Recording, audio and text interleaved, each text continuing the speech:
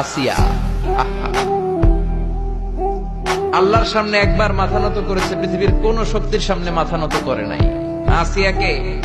আসিয়া এবং ফেরাউনের finance minister, অর্থমন্ত্রীর বিবি লুকিয়ে কালিমা পড়েছে, সাইয়েদনা মূসা আলাইহিস সালামের উপর ঈমান এনেছে। ফেরাউন শুনে দুইজনকে ডেকে নিয়ে আসলো।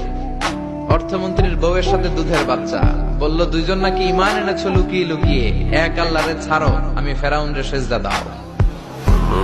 এরা বলল জীবন যাবে কিন্তু ঈমান যাবে না, জীবন দিব কিন্তু ঈমান দিব।